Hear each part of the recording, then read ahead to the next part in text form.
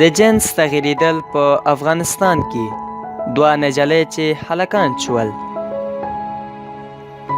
السلام علیکم، وخت مو په خیر. راغلاست د پشتو میډیا انفو چینل یوې بله ویډیو ته.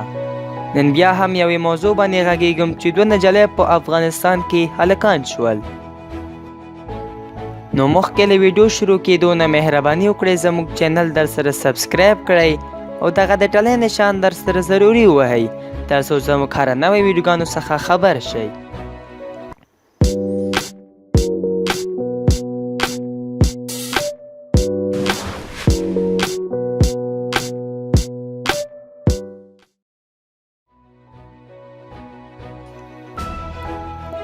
څوارلس کلن احسان الله او 11 کلن لطف الله دوه ورونه چې د کابل په ښار کې یعنی د افغانستان په پایتخت کې ژوند کوي.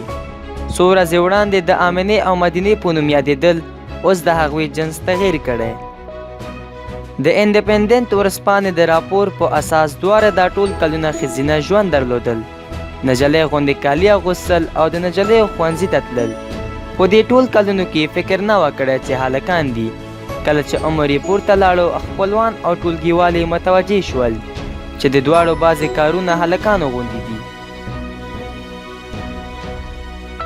احسان الله ویلی ده، کله چې ښوونځي ته تلم او ټولګي ته دننه کېدلم، ټولګیوال مې ویل چې ته هلک یې او دا خبره پریشانولم. پیغور یې راکول چې تاسو هلکانو په څېر یاست، ګیر او برېت لرئ او نه باید موږ سره ناسته پاسه وکړئ. د دوی داسې رفتار زه یې ځورولم.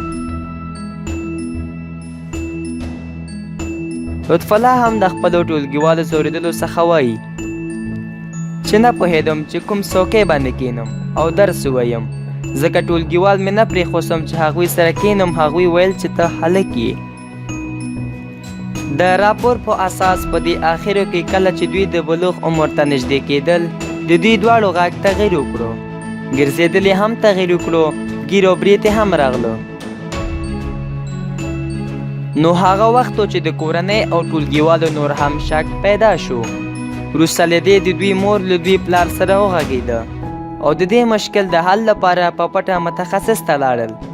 متخصص د جنس تغیریدل یې واضح کړه او بعد د کورنۍ ملاقات نه یې په دې موضوع جراحي وکړه او د دوی جنس یې تغییر کړو.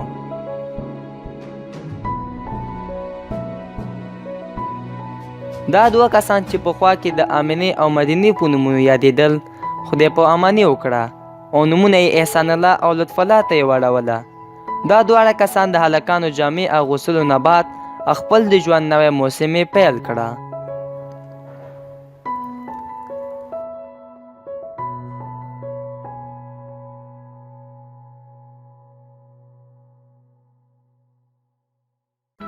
منندوی یم تاسو نه د دې ویډیو له لیدلو څخه.